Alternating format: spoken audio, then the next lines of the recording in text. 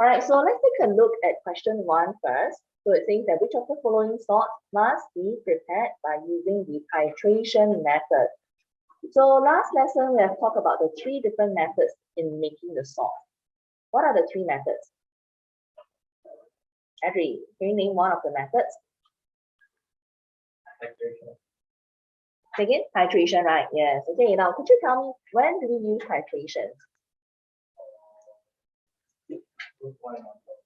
Okay, yes. If you are asked to make the group 1 methyl salt and this salt are soluble in water, then you have to use the titration. Okay, so this is used to make the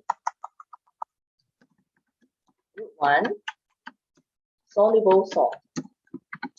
Now, in fact, when we talk about group 1 salts, all of them are soluble in water. It can be like sodium or nitrate, potassium chloride, or lithium sulfate. As long as you have a group 1 metal ions in that salt, the salt will always be very soluble in water. So the best way to make this salt is to use the titration. So which is why in the question 1 it says, which of the following salt must be prepared by using titration? We shall have B as the answer. Because it contains potassium, right? We also said that the sulfate, in the family of the sulfate, all sulfates are soluble. Okay, all sulfates are soluble except for, Kiran, what are the exceptions for the sulfates? I remember now. Say it. Which sulfates are insoluble in water? Huh? Oh no, spar salts are all soluble in water. Spar refers to the sodium, potassium, and ammonium. Again, Damian knows the answer, right? Which sulfates are insoluble in water? Yes. Okay, what about Adri? Okay, yes, calcium. What else? Barium, yes, okay, and lead 2 sulfate. Alright, so PbSO4, lead 2 sulfate. So these are the sulfates that are insoluble in water. So therefore, potassium sulfate is soluble in water, and yet it is a group 1 salt. Therefore, we shall use the titration method to make this potassium sulfate. Got it? Okay. Today is the 26th, Damian. You want to ask for the date, right? Yeah, tomorrow school will open, so it's 27th tomorrow. Okay, anyway, question 2. Question 2, so we have the pure silver chloride that can be prepared with the following steps. Now, first of all, what is the solubility of the silver chloride? Let's hear from Yuki. Is silver chloride soluble or insoluble in water? Insoluble. Very good. Okay, it's an insoluble salt, silver chloride. So the only way to make the insoluble salt is to use the precipitation method. You see this precipitation method? Because the word precipitate refers to the insoluble salt. So the method of making an insoluble salt is by using the precipitation. So what's the criteria for carrying out precipitation? The reactants, the 2 reactants must be soluble. Okay, the 2 reactants must be soluble. So which means that when I want to make silver chloride, I must also have the correct ingredient. I need to have the reactants that contains the silver ion. I need a reactant that contains the chloride ion, so that it can react to form the insoluble salt of the silver chloride. And not just that, both the starting material must be soluble. So which is why I have the silver nitrate and the hydrochloric acid. Now you see silver nitrate, we said that all nitrates are soluble, right? There's no exception for nitrates. All of them are soluble. And hydrochloric acid is definitely soluble because it's a solution, it's an acid. So when you put them together, how do we write out the equation? Now the equation is very simple. You just have to change the position of the cation ions and the anions to form the formula of the insoluble salt. Now in this case, I'm going to take out the silver ion. and combine it with the chloride ion. So that gets me AgCl. And the other byproduct will be the remaining ions, which are the nitrate NO3 minus and the H+ ions, which will combine to form the nitric acid, HNO3. So it is the silver chloride, which is what we need, because this is the insoluble salt, that is the product. And see, when I put in the stick symbol, because the two materials or the two reactants must be soluble, I have both the silver nitrate and the hydrochloric acid to be aqueous. They are both aqueous state because they are soluble in water. So as a result, the other byproduct or the product that we do not need, right, is also aqueous. So there's only one insoluble salt that we can get from this reaction by mixing the silver nitrate and the hydrochloric acid together. So since there's only one insoluble salt, how we separate it from the mixture? We have to use the filtration.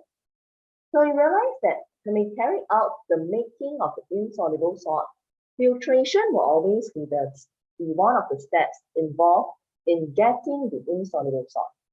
Okay? All right, so here I have the two of these reactants mixed together, and then I filter the solution to keep the residue, because the residue is an insoluble salt, silver chloride. So rinse the residue with the distilled water and then dry between the filter paper. So the correct steps will therefore be 1, followed by 3, 1, 3, and then followed by 4 and 2. So that's why the answer is C. Okay, now since we have quite a bit of time, I'm going to show you more examples on the precipitation method. Okay, let me change the screen. For those of you who want to jot down the notes on this page, you can go ahead and jot it down, because once I change the screen, everything will be gone, right? All right, so please jot it down. I'll go and get some white papers.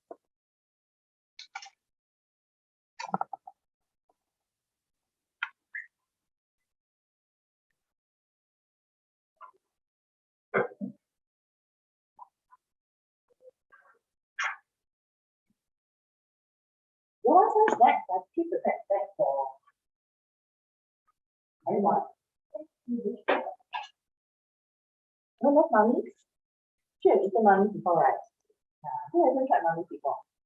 Oh, if you didn't try mummies, I think you don't have childhood. You should try all the snacks. Mummies are so nice. Last time mummies used to come with packets of the ingredients, the salt. Then you can pour it into the mummy's packet and then shake it. Very yummy. Okay, so let me change the page now.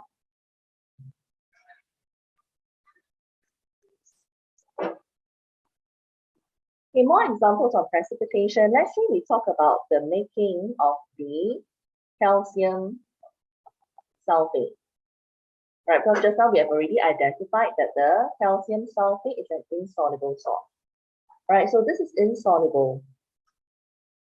So how do I make calcium sulfate? Now we say that the starting materials have to be both soluble.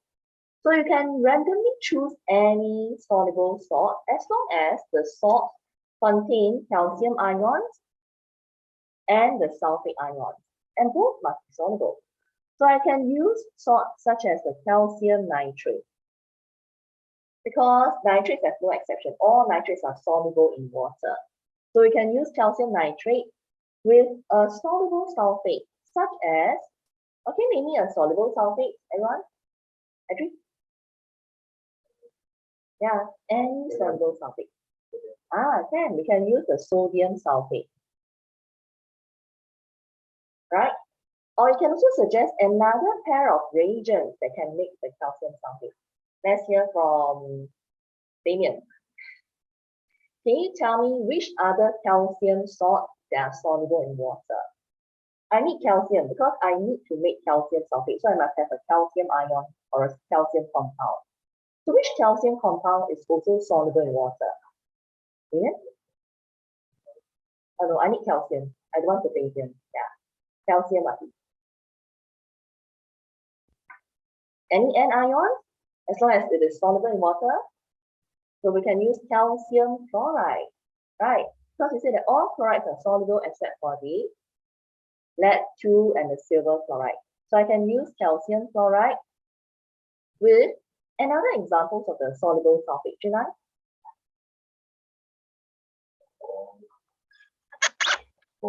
Yep. Very good. I can also use magnesium sulfate. There are many combinations of reactants. You don't want to use salt, you want to use the sulfuric acid, that is also doable. Like I can use the calcium nitrate with sulfuric acid. Now you realize that all these combinations of reactants will give the same product, which is the calcium sulfate. But the byproducts are different because the byproducts are the remaining ions that are left behind in the solution. For example, if you use calcium nitrate and sodium sulfate, you will make the sodium nitrate. Or if you use calcium chloride with the magnesium sulfate, you will get magnesium chloride. So what about this?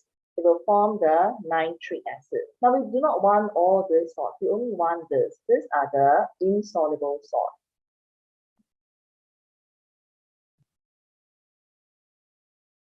Got it?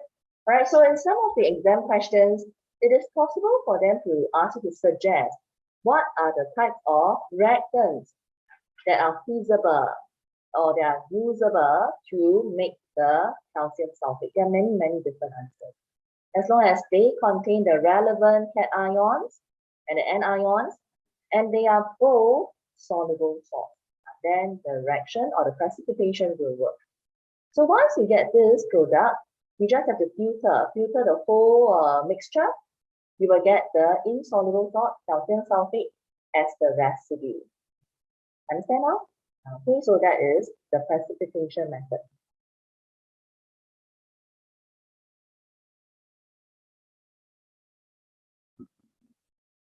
Okay, now what about adding in excess? So later on when we go through the subsequent questions, the adding excess or concept, we'll go through this.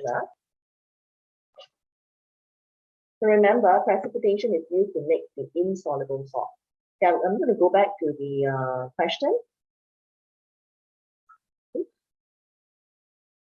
worry, I'll come back to this white page later. Now, question number 3. So we have the solutions that are mixed together.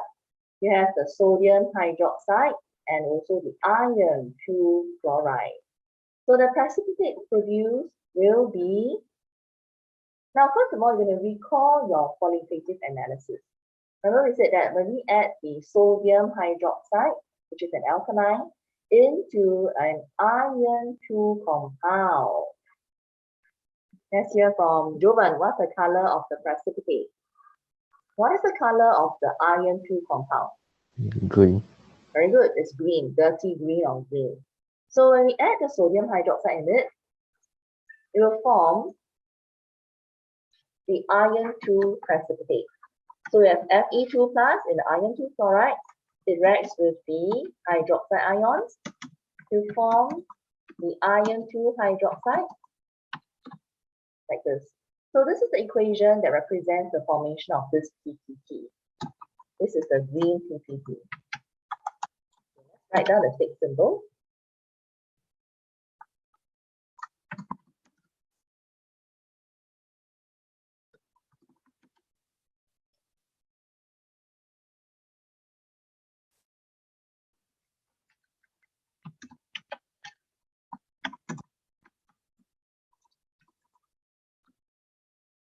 Oh yeah, before I forget, Jinan and Damien, stay back for a while after the class. Okay? I need to discuss with you something. Are you in a rush? Oh, okay, let's stay back for a while. All right, so these are the this is the equation, right, that represents the formation of the green PPT. That's iron 2 hydroxide. Now in the question it says that there's 0.2 moles per dm cube of a concentration for both the reactants. So how do we predict what will happen to the products that are formed here? So we know that the PPT produced must be green. okay, green, and dissolves in excess sodium hydroxide. But then, can you see the statement that says it will turn reddish brown on standing? Now, iron is very prone to oxidation because iron, rust, iron can rust easily, right? Now, when there's enough oxygen for them to react, they will actually change from the iron 2 into iron 3 upon oxidation. Okay, so you can see that it has happened, it's possible to have this kind of a situation where this iron 2 hydroxide can be oxidized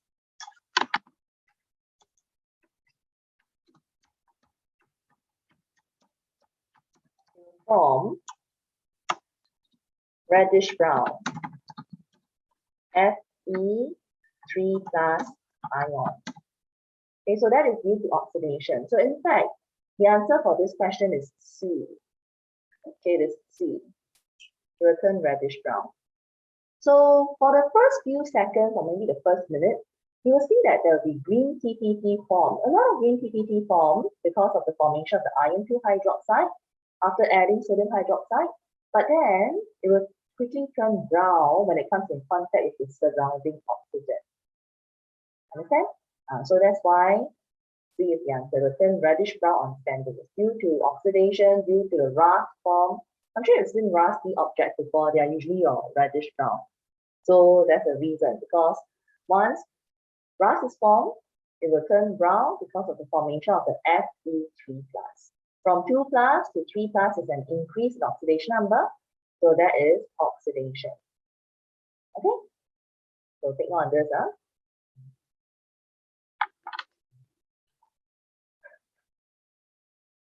Okay, now next question number 4. Which of the following graph shows what happens to the mass of the precipitate formed when the barium nitrate is gradually added to the sulfuric acid until it is in excess? So what will happen when we mix barium nitrate with sulfuric acid? Now, when you're given this kind of reactants, you have to check, is there a possibility for us to make insoluble salt? How do you check? You check by changing the position of the cations and the anions and see whether you can make an insoluble salt. So this is the first thing that you need to look out for when you're given a question like this. Especially when they give you two reactants and they say there's mixing, and then you see this word precipitate form, obviously there must have insoluble salts formed, right? But you still have to do the checking here. Okay, so Elijah, can you tell me what is the insoluble salt form in this reaction?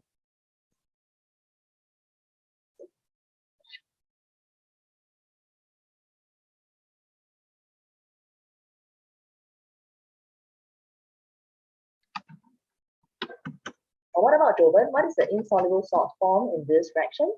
When we mix barium nitrate with the sulfuric acid?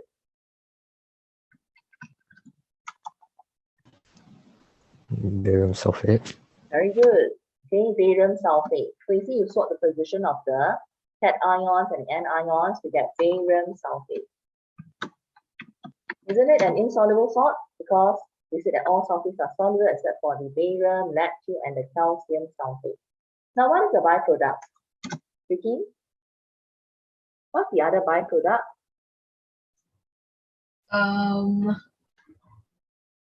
H2O. Oh, no H2O. H2. Yeah, no water. Oh. You see, to find out what is the other product, we got to look at the anions that's left behind. We have combined barium with the sulfate ion. Here I have a nitrate ions, right? And I also have the H+ ion because it is from the acid. So when the nitrate ions is put together with the H+ ions, what do I get here? Nitric acid. So this nitric acid is the byproduct, but the barium sulfate is the main precipitate that I need. Right? Okay, so that is the word equation. To write it out in the chemical equation, it goes like this. BaNO3 to barium nitrate plus the sulfur acid H2SO4.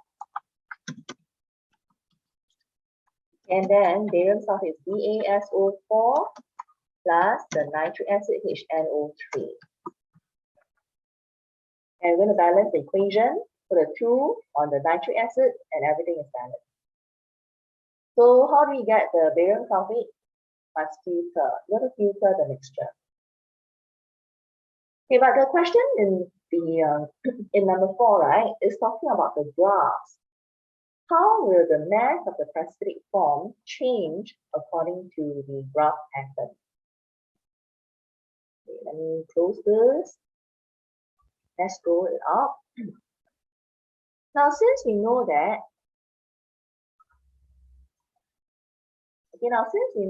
the white PPT is formed, can't you see that the precipitate form should be increasing? Correct? As we mix them together, there are more and more white PPT of the barium sulfate form. So it should have an increasing graph. It cannot be scalar, right? Can it be D? It's increasing, right? Actually, outward sloping, right? But it does not increase proportionally.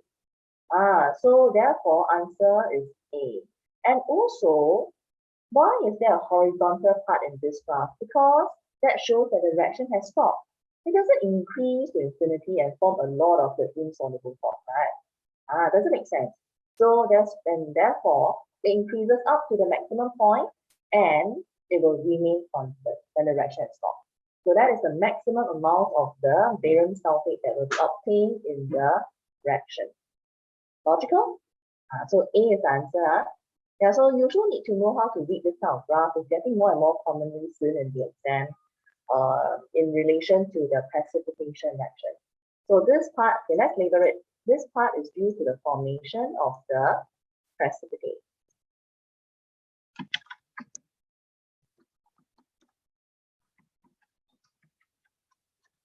Okay, so the PPT forms increasingly and then it reaches to a maximum.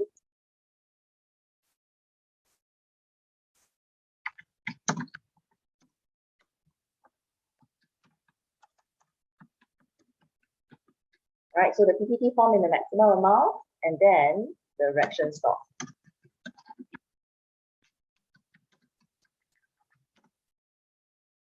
It will just remain constant all the way. Okay, understand? All right, so please jot down the notes.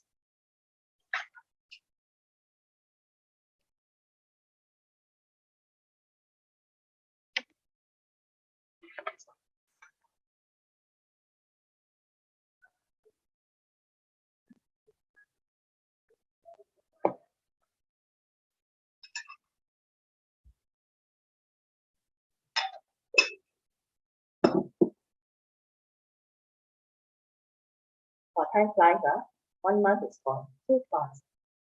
Now you look back, what have you all been doing for the past 1 month? Yes, Tina?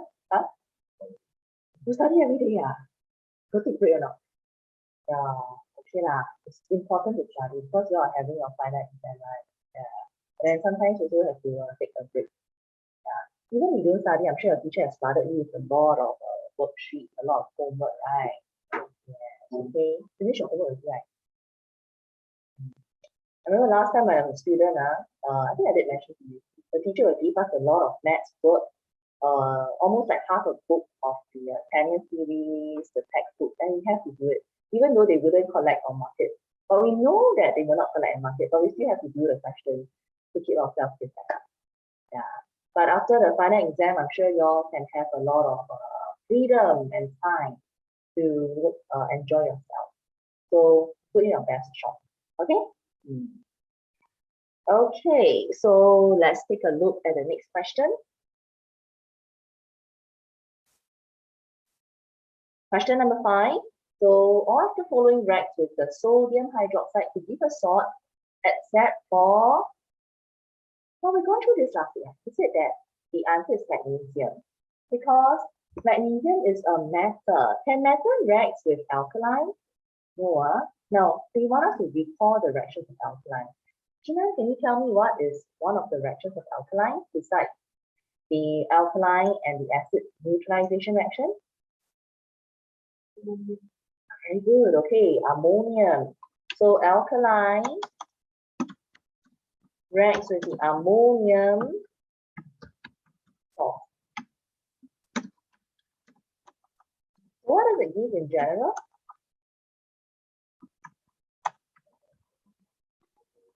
Okay, so you get salt plus water plus the ammonia gas. Now, most of the time we actually neglected this reaction because we kept thinking that alkaline can only react with acid to form the salt and water, right? But then this reaction is very important because it allows us to use the ammonium compound to make the salt. Now, the other reason for this is, in fertilizer, we say that fertilizers contains a lot of the ammonium salt, like ammonium nitrate, ammonium carbonate, ammonium sulfate, and these are all very good nutrients to use in the fertilizers. So in the agriculture, right, when they use the fertilizers, they cannot use it together with alkaline. This one must go, important. Okay, let's discuss on this. First of all, in the agriculture industry, why must the farmers add in alkaline? Any idea?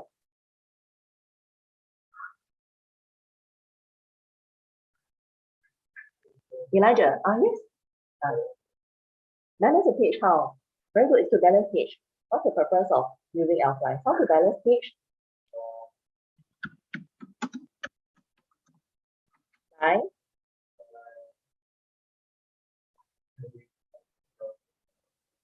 Correct, calcium hydroxide is the alkaline, but how does it help to balance the pH in the plants or in the soil? To neutralize the acidity in the soil. Why would there be acidity in the soil? Because of the acid rain. Everyone must know this one. Very important. Every year will sure come out at least 1 or 2 questions on this. So the farmers add the alkalines to balance the pH of the soil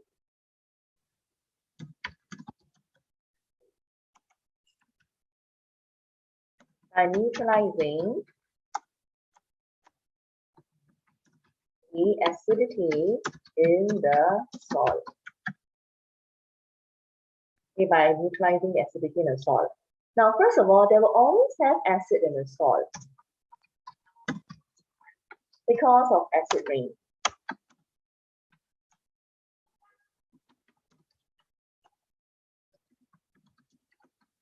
I don't think that the acid rain only happens in other countries other than in Singapore. In fact, Singapore has been reported to have an increasing rise in the acid rain, in the amount of acid rain because of industrialization. So when there's, in Singapore, we know that Jurong, the Tuas area are very heavily industrialized. So those are the areas that will encounter greater amount of the acid rain. You see that? Okay, so in the first place, how do we get acid rain? It's because we burn the sulfur containing fuel in the factory. Why must we burn the sulfur containing fuels in the factory? Because we need to run the machinery. We need the heat energy to run the machinery. So by burning those fuels that contain the sulfur, it produces sulfur dioxide. And then this sulfur dioxide dissolves very well in the rainwater and cause the rain to become acidic. So when it falls down onto the ground and get onto the agricultural soil, it will cause the soil to be acidic. And that will kill the plants because plants and crops, they cannot grow well in acidic environment. So that's why we have to add the alkaline to neutralize the acidity.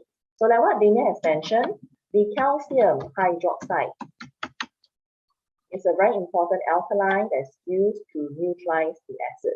Now, there are many names for this calcium hydroxide. Let's put that down because in the exam, they rename it as slick lime. Okay, so slick lime is alkaline. It's very commonly used in neutralizing the acidity in the soil.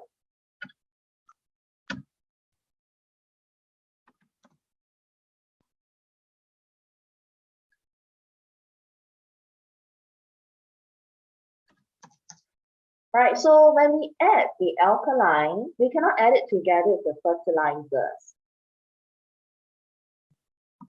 All right, so in agriculture,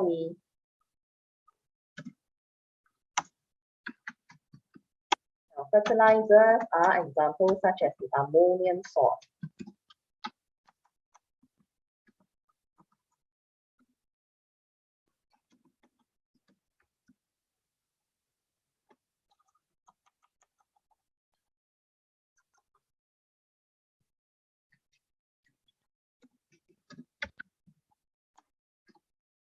Right, so when we add the fertilizers, we want to allow the plants to grow healthily. But then when fertilizers are used, we do not add it together with the alkaline. Because when that happens, they will start to react and release a lot of the ammonia gas. So this will cause the plant to lose its nutrients. Okay, so that's why in this question, right, they say that there's this particular question that says, why can't the fertilizers, which is the ammonium salt, be added with an alkaline? Because they will react to form the ammonia gas, and this will make the nutrients from the plants dissolve. Right, so let's write it down. So when fertilizers, ammonium salts are added to fertile the plants, alkaline cannot be added at the same time.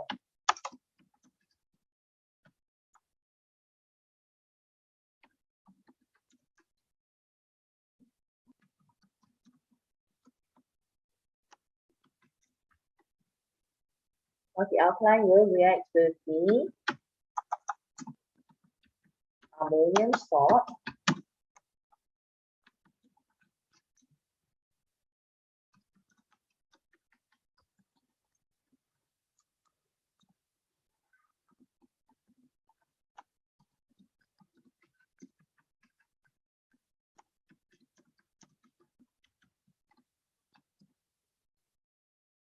right, so you'll destroy the fertilizers when there's a reaction.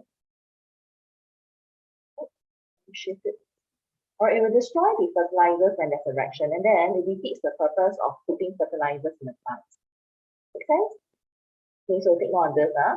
So this all ties down to this reaction, which is a very important reaction between the ammonium salt and the alkaline. So there are only two reactions of the alkaline, that is alkaline with acid, all right, and then alkaline with the ammonium salt will allow the reaction to happen. Okay, any questions?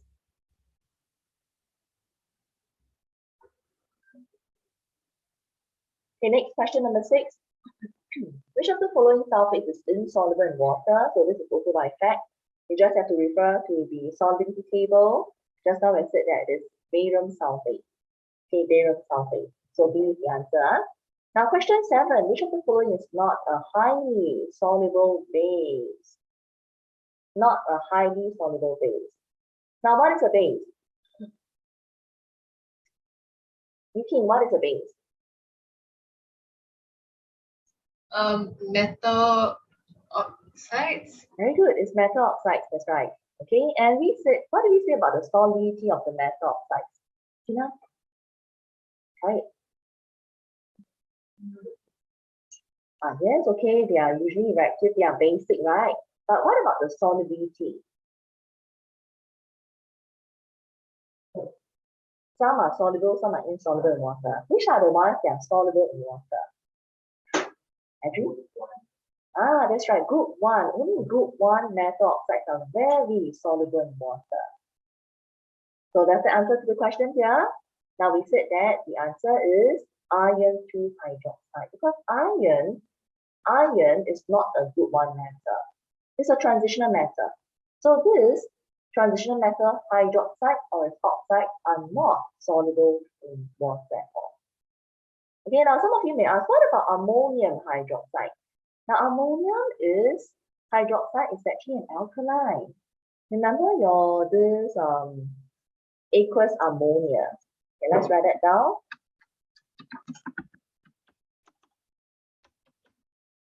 So this is another name for aqueous ammonia, ammonium hydroxide, which is also an alkaline, but it's a very weak alkaline. Its pH is about, say, 8 or 9. But yet it's still soluble in water because it forms a solution. Got it? Okay, so therefore D is the answer. Okay, so we say that only group 1 oxides are very soluble in water. The group 2, group 3, transitional matter oxide are either sparingly soluble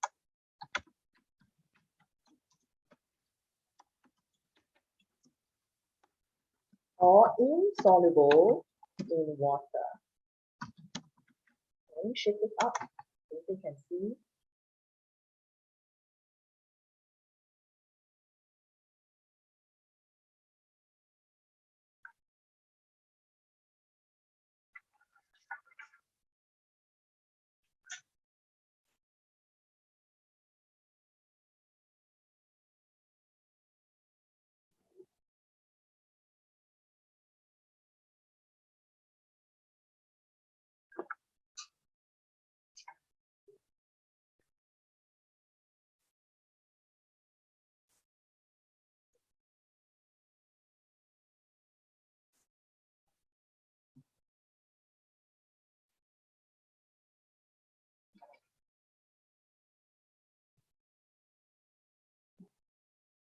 Alright, so after I jotted down, I would like to go through more examples on adding excess.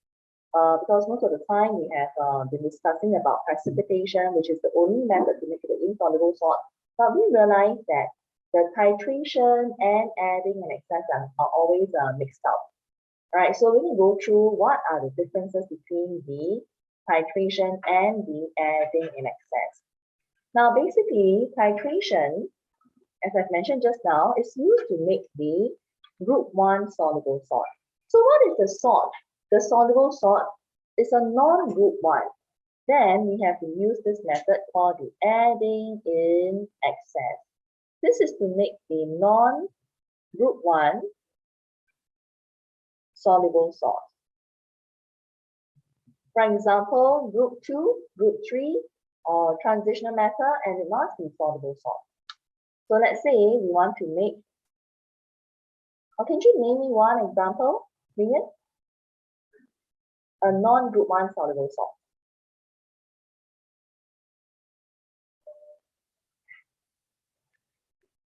Sorry, iron 3? Iron 3 one. Must be a salt. Salt is not just a cation ion. They must combine the anion. So iron 3 one.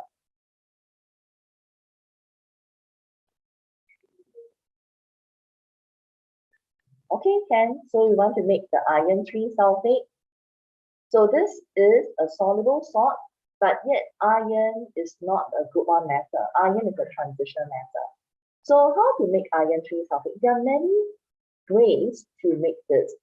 First, you can use the iron metal to react with the sulfuric acid to form the iron 3 sulfate, that is Fe2SO4 and it produces a hydrogen gas because this is a metal acid reaction. Now, if you don't want to use metal acid reaction approach, you want to use a carbonate, also can. We can use the iron 3 carbonate. So that's Fe2 bracket CO3 because a carbonate can react with an acid as well. So you see, it gives you the same product, iron 3 sulfate plus carbon dioxide plus water. Right, now you don't like carbonate, never mind, you can also use the iron 3 oxide, which is a base. So this is a base and acid reaction to form the salt, carbon dioxide, oh sorry, no carbon dioxide, must be water only, because this is a neutralization reaction. You see that? Yeah, so there are many ways. There are probably 3 ways for you to make this iron 3 sulfate. Now I have a balanced equation, so you can go and balance yourself. I just want to show you the possible pairs of reactants that can be used to make the iron 3 sulfate. So what do you mean by adding excess? Now adding excess is referring to adding one of the reactants in excess. It means more than the other reactant. So which reactant shall we add in excess? It is always the solid reactants that have to be added in excess. You see here we have the acid. We don't add acid in excess. We only add the solid reactant. These are all the solids. Isn't it? Because this is a metal, that's a solid. A carbonate, Is it a soluble carbonate? No, right? And this is an ionic compound, so it definitely exists as solid. This is a base, it's also a solid. It's an ionic compound. So all this has to be added in excess. This becomes the limiting reactant. So after you mix them together, you realize that there'll be a lot of unreacted or leftover iron or iron 3 carbonate or the iron 3 oxide. So what should we do? Filter, right? We're going to filter the mixture to get the iron 3 sulfate as the filtrate, because this is a soluble salt. It will come as a filtrate, as a solution. So after I gotten this as a filtrate, how do I get it into solid? Crystallize it. Yeah? Okay, so that's what we meant by adding an excess. Okay, let's list out the steps. So let's say if I decided to use the base, that as a reactant step number 3. So how do I describe the steps involved? Step number 1, react iron 3 oxide with sulfuric acid. Now in the exam, they don't require you to spell out all this in words. You can write like what I'm writing here. Write it in formula, it's fine. Save time. Okay, so you're going to react iron 3 oxide with the sulfuric acid and stir well. Understand? Okay, so this is step number 1. Now stirring is to ensure that all the iron 3 oxide are fully reacted well with the acid. Okay, so in this case, we got to add the iron 3 oxide in excess. We must write the word in excess with the sulfuric acid and stir well. Then after that, what should we do? Filter, right?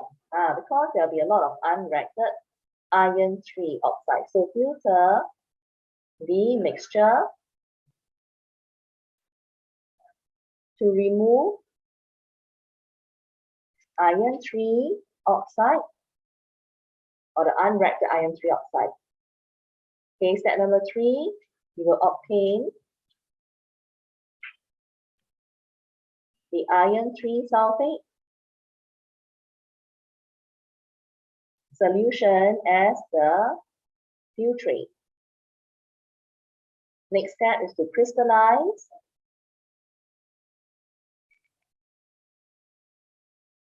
the solution, right? Crystallize the solution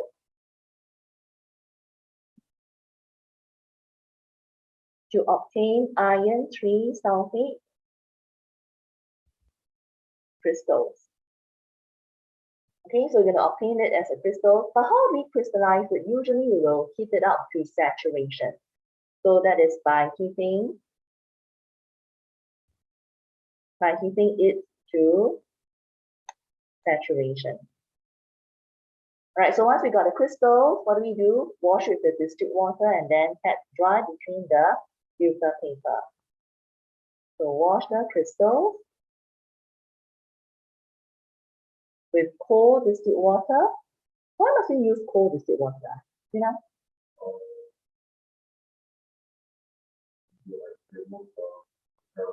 Yes, we will want to remove the impurities, but we use cold distilled water is because we do not want the soluble salt to be dissolved in the water again.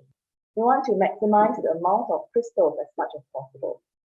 All right, so we use the cold distilled water and dry between the filter paper. All right, okay, so that's how you should describe the steps involved in adding an excess. I will send you all these notes. I'll take a snapshot and send it to your WhatsApp because I have everyone's WhatsApp in my mobile. That's a lot of things to write, right? So I'm sure you all will like notes from me. Okay, so I'll do that later.